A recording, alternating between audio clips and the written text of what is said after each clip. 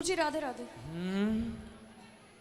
गुरुजी मेरा सवाल ये है कि मैं शादी नहीं करना चाह रही हूँ क्योंकि मुझे मोह माया में नहीं पड़ना है और मुझे सिर्फ भगवान से ही जुड़े रहना है। और लेकिन समाज की वजह से मेरी मैया जो हैं वो इसके मतलब अगेंस्ट रहती हैं। वो कहती है नहीं शादी करो, नहीं तो समाज में लोग क्या कहेंगे कि साध्वी हो गई या फिर शादी नहीं कर रही है। तो क्या ये सही नहीं है गुरुजी कि मैं ना शादी क्यों नहीं करना आपको?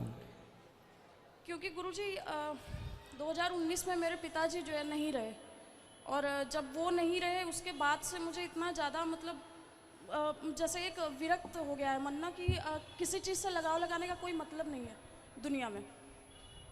और मुझे डर हमेशा बना रहता है कि मैं अपनी मैया को भी खो दूँगी एक दिन। इसी तरह से मैं शादी करूँगी तो फिर आगे चीज़ें जब बढ़ेंगी तो फिर वो सारी चीज़ें भी छूट ही जानी है, फिर उससे जुड़ना क्यों है? आपको वैराग्य नहीं है, आपको है डर।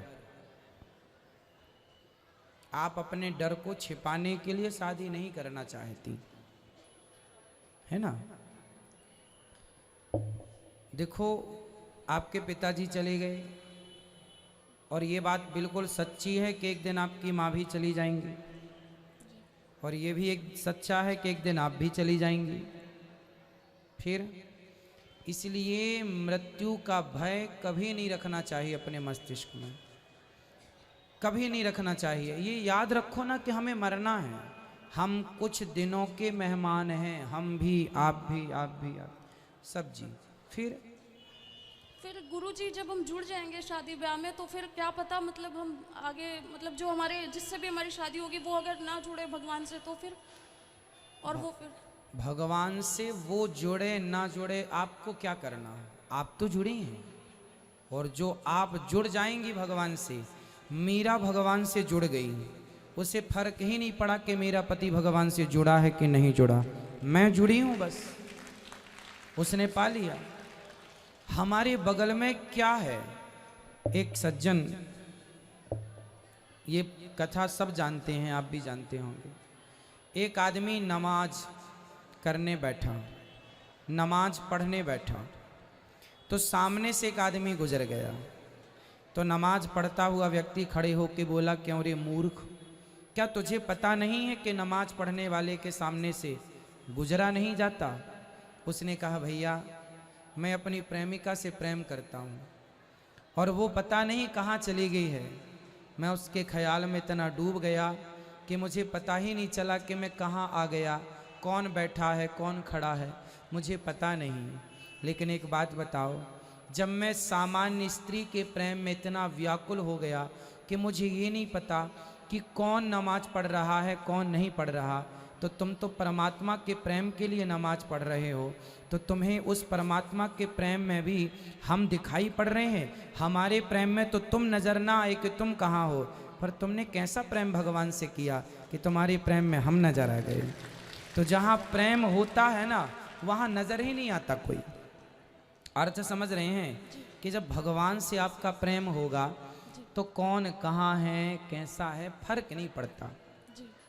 तो शक्को बाई को बांध दिया था उनके ससुराल के लोगों ने, मारा था, पति तो दुष्ट था, पर उसने भगवान को फिर भी पा लिया। तो आप जब भगवान से जुड़ी हैं तो भगवान माता पिता हैं, वो अपने भक्त के साथ कभी बुरा नहीं करते। आपके लिए भगवान अच्छा वर ही देखेंगे। ईश्वर पर विश्वास तो रखो।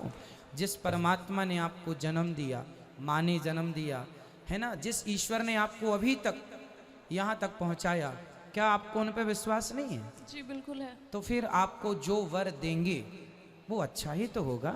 एक बार विश्वास करो। और बात सही है आपकी कि पता नहीं कोई भक्ति करे ना करे, हमारा होने वाला पति जीवन साथी कैसा हो, ये प्रश्न हर स्त्री और हर पुरुष के जीवन में खड़ा होता है, और ये सबके मस्तिष्क में सवाल रहते हैं। इसका अर्थ ये तो नहीं कि हम अपनी जिम्मेदारियां छोड़ दें। विवाह जरूरी है।